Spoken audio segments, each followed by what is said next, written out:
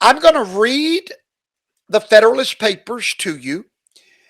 Now, everything in red is my writing, my thinking, as I try to explain what you've just read, okay? James Madison said, among the numerous advantages promised by a well-constructed union, none deserves to be more accurately developed than its tendency to break and control the violence of factions. Now, bear with me. You're going to have to deal with some old English tonight, but I'm going to break it down for you. So what did he just say? What was all of that verbiage right there? Here's what he said. They were creating a government that had a lot of good things to it. But one of the greatest things they built into our government was its ability to control the violence of factions. What is a faction? A group of people that want to have it their way, no other way, and all that matters is their little faction, their little agenda. Now, before we get started, when Madison and the founders created this nation, they did not envision a two-party system. The two-party system sort of evolved on its own. Madison and the founders envisioned a nation of many different parties or factions. For example, the Green Party, the Tea Party, the whatever the liberals call their party, and every one of these parties would balance one another out in the nation, and not one faction would control the whole. So what is he talking about? The violence of factions. How about Black Lives Matters? How about Antifa? What about the climate change communists? These are all factions. And Madison said, we've built within this nation the ability to control their violence. Verse number 2. The friend of popular governments never finds himself so much alarmed for their character and fate as when he contemplates their propensity to this dangerous vice. What dangerous vice? The violence of factions. He will not fail, therefore, to set a due value on any plan which, without violating the principles to which he is attached, provides a proper cure for it. So Madison so far says he's proposing a new government that will be able to successfully deal with AOC, with Antifa, with Black Lives Matters, with all of these extreme factions. We're building a government to deal with these dangerous vices, violent factions that you and I should be very willing to embrace any government that is able to provide the cure. Verse number 3. The instability, injustice, and confusion, notice that word confusion, introduced into the public has been the mortal disease under which popular governments have everywhere perished. Do you know what causes governments to perish? He said, confusion. The violence of these parties that cannot exist together. He said, every government has failed because of these violent factions, as they continue to be the favorite and fruitful topics from which the adversaries to liberty derive their most specious declamations. He calls these factions adversaries to liberty. Verse number 4. The valuable improvements made by the American constitutions on the popular models, both ancient and modern. Notice what he says. We are improving on all previous governments of man. We're creating a grand experiment, he said. He said it cannot be certainly too much admired, but it would be an unwarrantable partiality to contend that they have as effectually obviated the danger on this side as we wished and expected. So what all did he say in verse 4? Very simple. Remember, before the republic was created in America, we were here 100 years under other forms of government. The Magna Carta, okay? There was other constitutions that we existed under before we created the republic. And he said that those governments were pure democracies. But he said now, even those were improvements on the past, we still have not solved the problem. What problem? These violent factions. Verse 5. Complaints are everywhere heard from our most considerate and virtuous citizens, equally the friends of public and private faith, and of public and personal liberty. What was our founding fathers most concerned about? The protection of public and private faith and public and personal liberty. He said, our government is too unstable, and the public good is going to be disregarded in the conflict of rival parties. And that measures are too often decided not according to the rules of law or the rules of justice and the rights of the minor party, but by the superior force of an overbearing majority. Now here, Madison is beginning to lay out the problem of democracy. You've heard me teach on it 1,000 times. That democracy is a disease, that you and I must despise democracy. And now James Madison is saying, for the last 100 years in America, we've had a democracy, the Magna Carta, and everyone sort of, democracy, a pure democracy. But he says now that we're finding tyranny of the majority that do not think past their own ideological interest in order to protect freedom for all. In other words, you may have a party that wants everybody to wear masks. They have no concern of anyone else's individual freedom. They want to rule by tyranny with their own ideology. Verse number 6. However anxiously we may wish that these complaints had no foundation, the evidence of known facts will not permit us to deny that they are in some degree true. In other words, the founding fathers were admitting that the American government was flawed before they created the republic. They dealt with reality rather than a dream world. Verse 7, it will be found indeed on a candid review of our situation that some of the distresses under which we labor have been erroneously charged on the operation of our government.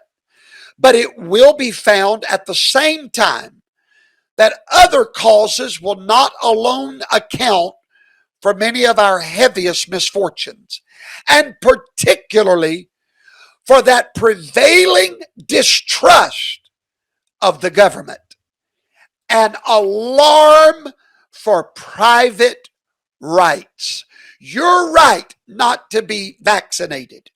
Your right not to wear a mask. Your right not to be told you can't go to church. He said we must create a government that protects the minority from those in the majority that has no concern for individual rights.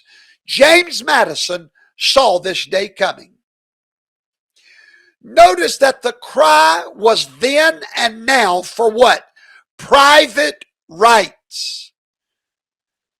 This is what our founders were more worried about than they were anything else, was your private rights. Verse 8, these must be chiefly, if not wholly, effects of the unsteadiness and injustice with which a facetious spirit has tainted our public administrations. Now, Madison's going to explain to you what he means by the word faction. By a faction, I understand, it's a number of citizens, whether amounting to a minority or a majority of the whole, who are united and actuated by some common impulse of passion or of interest, adverse to the rights of other citizens or to the permanent and aggregate interest of the community. Here's what he said. I'll make it plain. A faction is a group of people that has an agenda, and they don't care if they have to burn your town down to get their agenda in your face. That's a faction. James Madison, the entire 10th letter here is his fear of the only thing that can destroy America. Verse 10. So how do we deal with these factions? Here's what he said. There are two methods of curing the mischiefs of faction. The one, remove the cause or control the effects. So everyone, class, pay attention, listen carefully. Madison said, how do we deal with the problem? We got two choices, and only two. We remove what's causing the faction, or we have to control the effects. That's our two choices. Now, if we're going to do that, how do we remove the cause? Here's verse number 11. There are again two methods of removing the cause of faction. One, by destroying the liberty which is essential to its existence. I hope you're hearing me tonight. He said you can get rid of what's causing it. Well, how do we do that? Well, you've got to get rid of freedom of speech. You have to take their liberty away. That's what North Korea does. They have no factions in North Korea. Oh, no factions. You get rid of what causes faction, which is what? Your ability to speak your mind. Now I'm getting somewhere. Facebook, Twitter. When I get done tonight and I get to my closing, I'm going to tie this all together for you. He said, all we have to do, let's remove the liberty and we get rid of all of these factions. Or your other option is you give to every citizen the same opinion, the same passions, and the same interest. So here's his solution. You get rid of freedom, or you make the preservation of freedom everyone's passion. You make protecting individual rights an American passion. You make individual liberty the passion that all Americans share, and then they won't destroy one another for having a difference of opinion. All right. Number 12. It could never be more truly said than of the first remedy. What's the first remedy, everybody? destroying the cause, getting rid of liberty. He said it can never be more truly said than of the first remedy, that would be worse than the disease.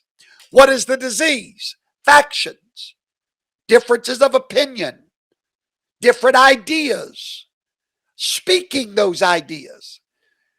We can get rid of freedom, but he said that would be worse than the disease of factions. He said liberty is to faction what air is to fire. I love these founders. I would give anything to talk to James Madison. I love their wisdom, their knowledge. He said liberty is to factions what air is to fire. An ailment without which it instantly expires. In other words, you want to get rid of quarreling factions, you just take liberty away and you gotten rid of it. But he said it could not be less folly to abolish liberty, which is essential to political life, because it nourishes faction, than it would be to wish the annihilation of air, which is essential to animal life, because it imparts to fire its destructive agency. Quite simply, we can never have a fire. You never want to have a fire? It's real simple. Get rid of air. There'll never be another fire. But what are you doing to all of creation if you take away air? You're getting rid of fire, but the cure is worse than the disease.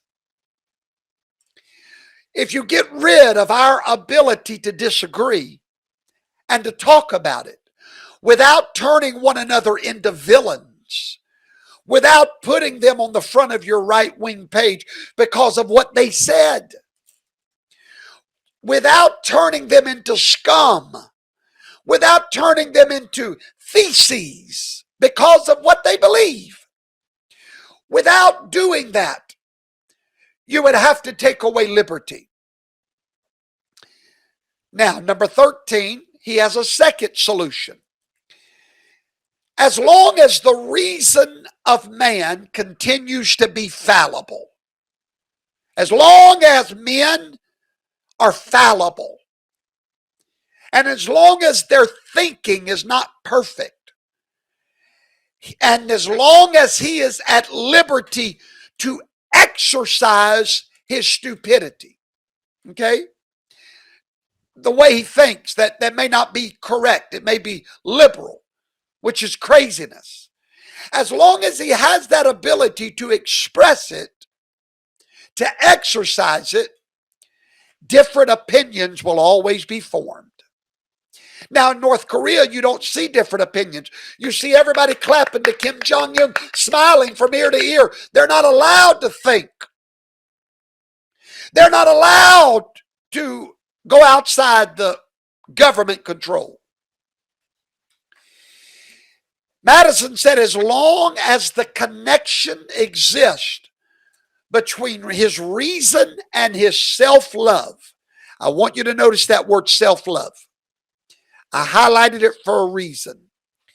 He said as long as man has the ability to think and to love himself more than his brother, his opinions and his passion will have a reciprocal influence on each other.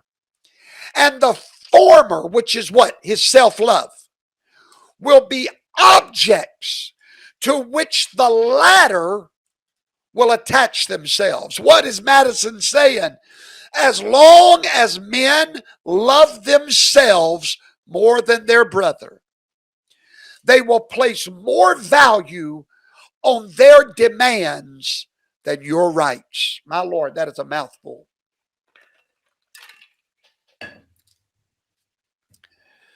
Well, I tell you what, that's a mouthful right there.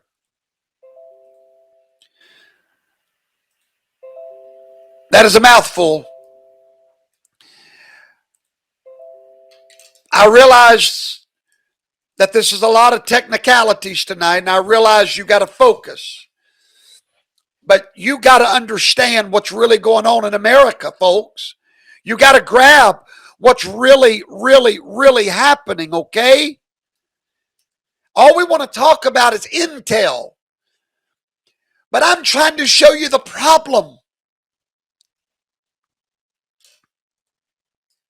As long as men love themselves, as long as they talk down to one another. I look at the House of Representatives and even the Senate now, and it's like an animal cage, the way they talk to one another. Used to not be that way. Used to they at least disagreed, but they did so civilly. But we're coming into an era now where this self-love is turning it into a nightmare. Listen to number 14. The diversity in the faculties of men from which the rights of property originate is not less an insuperable obstacle to a uniformity of interest. The protections of these faculties is the first object of government. What faculties? He just told you the rights of your individuality, your individual land, your individual stuff, your right to choose, your right to be free. He said the protection of that is the first object of government. As long as we live in a fallen world, men will never be equal. Now let me just break it down. From the protection of different and unequal faculties of acquiring property, the possession of different degrees, and the kinds of property immediately results, and from the influence of these on the sentiments and views of the respective proprietors, ensues a division of the society into different interests and parties. James Madison, what are you saying? Very simple. Life ain't fair. I'll tell you everything he said in verse 14. Life is not fair. And as long as life is life, and as long as one person is born rich, one person is born poor, one person is born free, one person is born a slave, one person, as long as these the unfairness of life exists, you will have factions and parties that feast on those unfairnesses and build agendas around those unfairnesses. You have some that own property and some that rent property. The ones that rent property are taught to hate the ones that own the property. Yeah. Why? It's unfair. You have those that lend money and those that borrow money. And the politicians will always try to turn the ones that borrow money against the ones that loan the money, because James Madison said these are natural factions that will always exist among mankind. I love what he says in verse 15. The cause of faction are sown into the nature of man. And we see them everywhere, brought into different degrees of activity according to the different circumstances of civil society. I was born on this side of the tracks. You were born on that one. We separate into factions. I'm taught to hate you. You're taught to hate me. Then we go and we try to run a government with all of those factions. I'm not going to read all of this, but let's go to the highlighted part. A zeal, well, I'm going to have to read some of it. A zeal for different opinions concerning religion, concerning government, and many other points, as well as speculation as of practice, an attachment to different leaders, contending for power, or to persons of other descriptions. Did you hear that? Persons of other descriptions, whose fortunes have been interesting to the human passion, have in turn divided mankind into parties. But then not only does it divide us, listen to what they do next. They inflame them with mutual animosity. James Madison saw this day animosity. The only way you're going to destroy our republic, and George Soros knows this, you must create this animosity, this class warfare, this race warfare, because even our republic cannot stand up against it.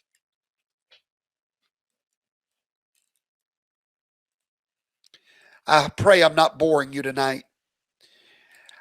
I really didn't know if I wanted to do this tonight or not because it's so intense. And I realize I won't keep everybody because, I'm losing a lot of people, I can tell. But anyway, maybe I ought to just, I just want you to be educated. I just want you to be educated. I want you to understand where this is coming from.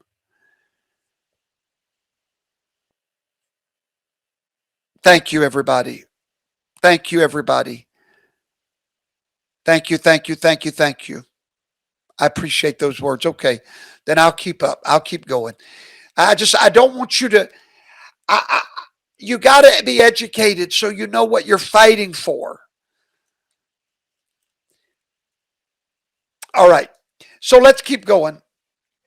I had well over, but you know what? I understand. This is not emotional, this is educational.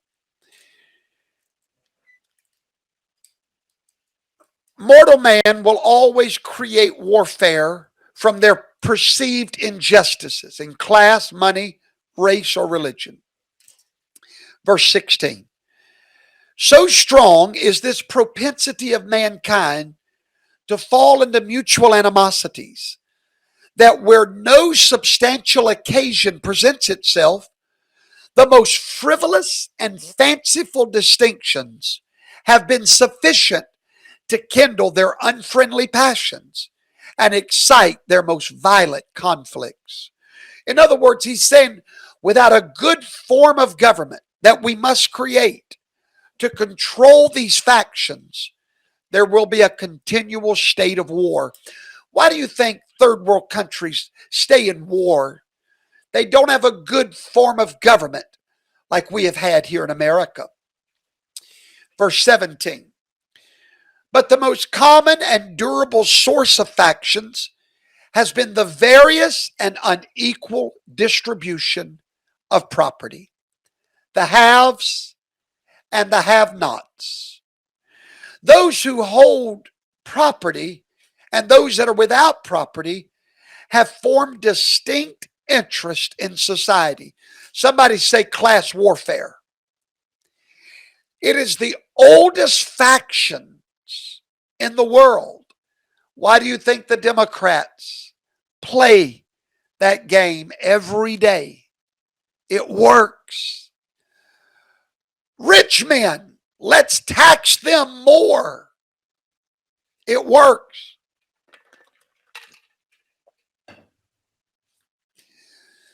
The Democrats teach the poor man that the rich man is their enemy, instead of telling the poor man the truth that the government is their enemy.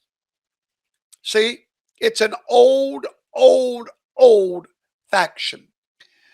The regulation of these various and interfering interests forms the principal task of modern legislation. What does that mean? The purpose of the legislative bodies is to create laws of fairness, of equality, not equity, but an equal opportunity for all. That is the primary purpose of legislation.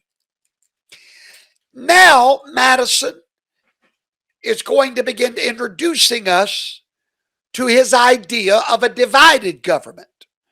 No man is allowed to be a judge of his own cause because his interest would certainly bias his judgment and not improbably corrupt his integrity. With equal, no, with greater reason, a body of men are unfit to be both judges and parties at the same time. So here Madison is showing the seedbed of the government that he wants to form, separating the lawmakers from the judges. He's saying here we must have a third branch of government that keeps the lawmakers in check. Now, let's go to verse 21. The most numerous party, or in other words, the most powerful faction, will always prevail. In other words, the majority party with the most people in the nation will always prevail. Now, Madison is about to show you the critical error of a democracy. He says, shall domestic manufacturers be encouraged? To what degree? Are questions which would be differently decided by the landed, meaning those that own land, and the manufacturing class? And no one would be deciding these things in regard to justice and the public good. Here's what he's saying. If factions are able to control, no one is going to be looking out for the greater good of the nation. No one's going to be looking out for justice.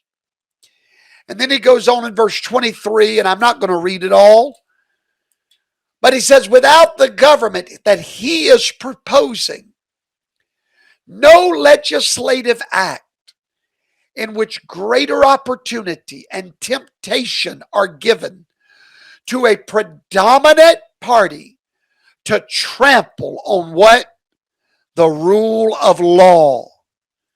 What have I always taught you the beauty of our republic is?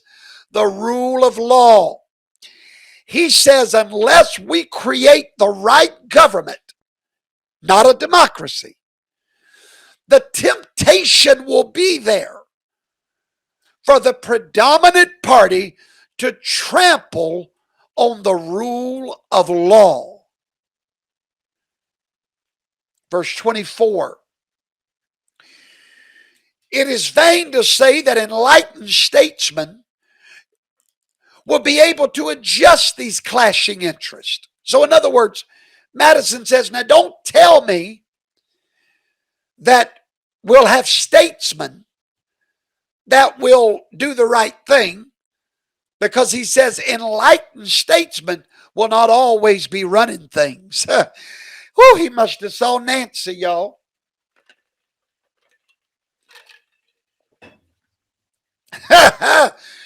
He saw Nancy.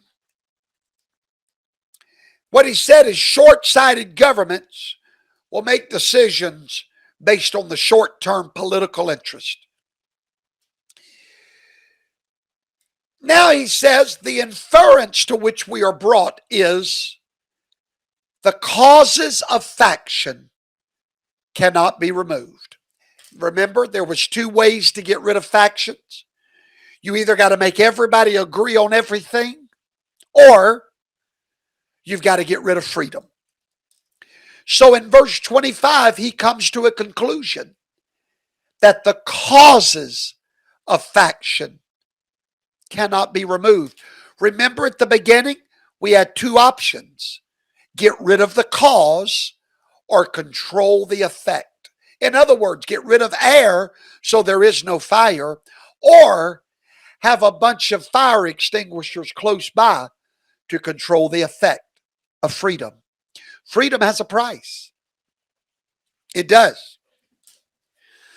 So here he says we cannot get rid of the cause. So therefore, we have one option: control the effects. If a faction consists of less than a majority, relief is supplied by the Republican principle, which enables the majority to defeat the sinister views by a regular vote. In other words, he said, if we've got a minority that has no power, it'll take care of itself. But what about verse 27, when you have a majority, like the Democrats that we have now? What if the majority is the faction? What if the majority is the one that says make everybody get vaccinated? What if they're the ones that say make everyone accept same-sex marriage? What if they're the one that is bringing their faction into the majority? Now the Republic might have a problem. And notice what he says, that they will push this past the interest and the rights of other citizens. You have a right not to be vaccinated. You have a right to protect your health how you see fit. That's your right. He's saying there would come a day when the majority would care less about the rights of other citizens. Verse 28, to secure the public good and private rights against the danger of such a faction, and at the same time to preserve the spirit and the form of our government, is then the great object to which our inquiries are directed. Here's what he's saying. Here's where we are. How do we protect the public from such a faction and yet preserve the government? In other words, do we just get rid of government? We can't do that. So now, how do we get this government under control from a majority faction that's doing what they're doing today? He said, let me add that this is the great desideratum, which means the desire. This is our great desire by which this form of government can be rescued from the opprobrium under which it is laboring. Here's what he said. It is our desire to rescue the government they were under, a democracy, from this opprobrium, this problem. Your constitution that you live under today was supposed to answer all of these democracy problems. I'm almost finished tonight. All right, so we now know the problem. We know the solution. What means is it obtainable? How do we do it? How do we do it? Listen to what he said. If the impulse and the opportunity be suffered to coincide, what? The passion of the majority faction. We well know that no moral or religious motives can be relied on as adequate control. What's he saying? The only option then is war. You can't rely on religious motive. Why do you think they're trying to get rid of religion in this nation? It has controlled the masses. It has kept us all with a love for our brother more than ourselves. Why do you think a Christian nation has been so successful? Because we're taught as children to love our neighbor as much as we love ourselves. Verse 30. From this view of the subject, it may be concluded that a pure democracy, by which I mean a society consisting of a small number of citizens who assemble and minister the government in person, can admit of no cure for the mischief of factions. Here's what he said: democracy will not work.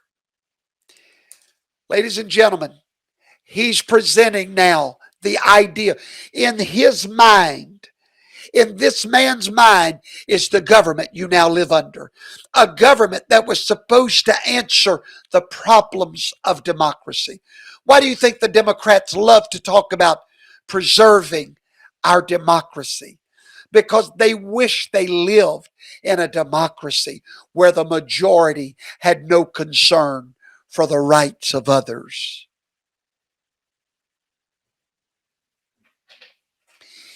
And there is nothing to check the inducements. Let's start right here. A common passion or interest will in every case be felt by a majority of the whole. And if there's nothing to check the inducements to sacrifice the weaker party or an obnoxious individual.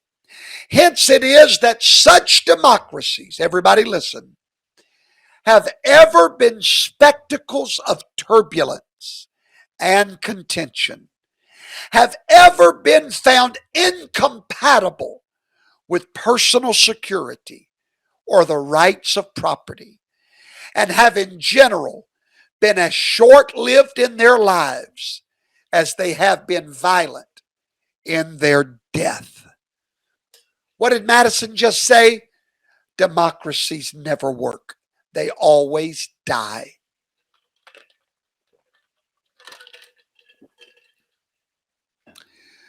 Do you know why we have outlived our death date in America? Because we're not a democracy. We should have died 100 years ago. That's about the length of life for democracies. Why are we still alive? Because of this paper I'm reading to you. Because these founding fathers despised democracy, factions, majority rule. James Madison said that theoretic politicians who have dreamed about this form of government, democracy, have supposed that by making or reducing mankind to perfect equality in their political rights, everybody's equal. Let's make sure everybody gets paid the same minimum wage. Let's make sure everybody gets the same medical care. Let's make sure everybody's perfectly equal. You know what James Madison just said about you? You're a daydreamer. He called you a theoretic politician. AOC, he's talking to you, darling. He calls you a dreamer because it won't work.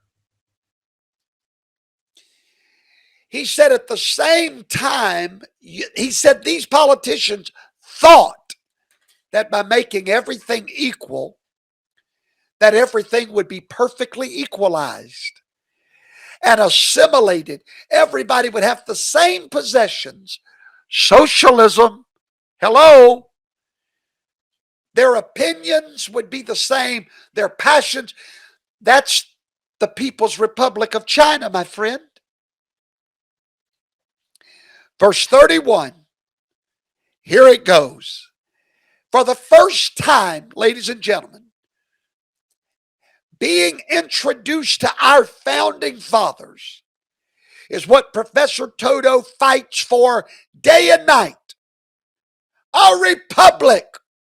He is about to introduce this idea of a republic that's going to solve the problems of a democracy. But before I finish tonight, I'm going to show you why even the republic is on the verge of teetering and what we can do to stop it. You know what? I think I might do part 2 tomorrow night. Let's see. Let me look and see if anybody's still with me. All right, I tell you what, I'll do that. I've been on here a long time tonight. Normal, a lot longer than normal. So tomorrow night I'll pick up here with part 2. And then we will go into the rest of these papers where I'll start teaching you his proposal. And then I'm going to show you what happened and what's happening right now. This is so important. I can't,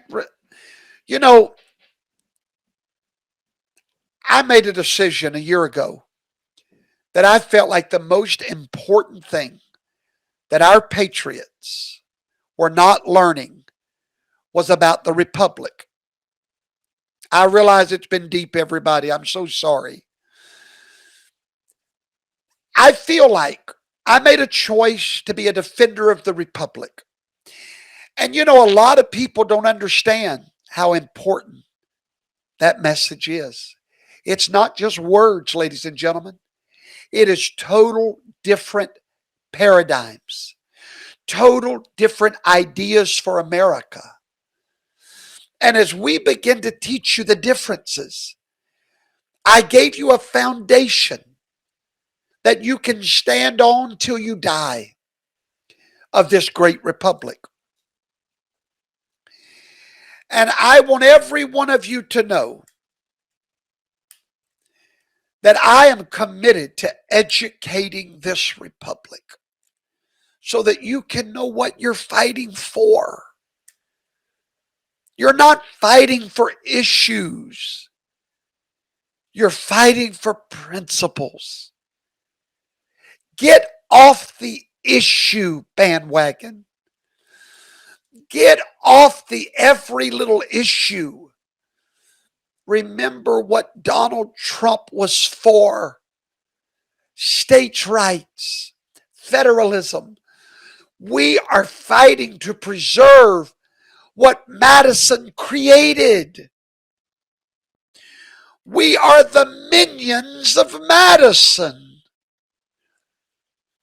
We are the heritage of Hamilton. We are the juniors of Jefferson. We are in the fight of our lives to preserve this republic.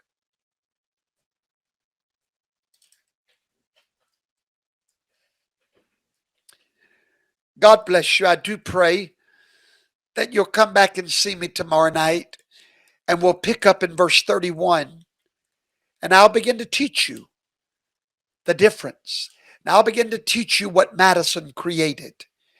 And then I'm going to deputize you to become a minion of Madison, to become one of his, to think like Madison thought, to learn how to hear the secret attacks of the enemy through the mouths of Democrats and CNN. Let me tell all of you something. If you keep going down these rabbit holes, turning on one another, because maybe one sees something a different way than the other, let me tell you something. If you're a true Republican and you believe in what I'm teaching tonight, you better find a way to stay together. You better quit letting every YouTuber turn you against one another. Lynn Wood and General Flynn turning against each other. And Mike Adams turning everybody against President Trump now. I'm going to tell you what, y'all going down some deep rabbit holes.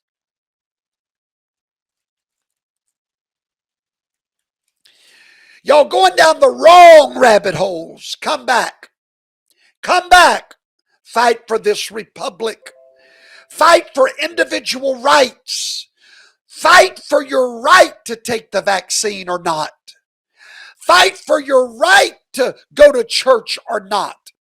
Quit fighting one another and fight for your right. That's why I fight for Donald Trump. I don't care if the man's been vaccinated 20 times. Do what you got to do, mister. just protect my right not to do it. Y'all getting on some bad roads.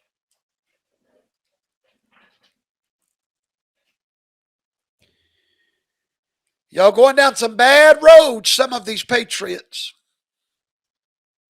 Sarah Richards, you're going to know tomorrow night, darling. My voice is worn out. I can't continue.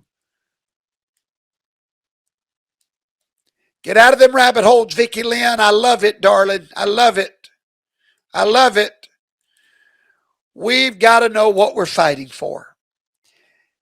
I can't wait to see some of you in Missouri on March the 20th. Please go register right now. We need to fill that venue up. Make the drive. Bring the children. I believe they'll have food or refreshments. It's going to be marvelous. And we'll be able to be together.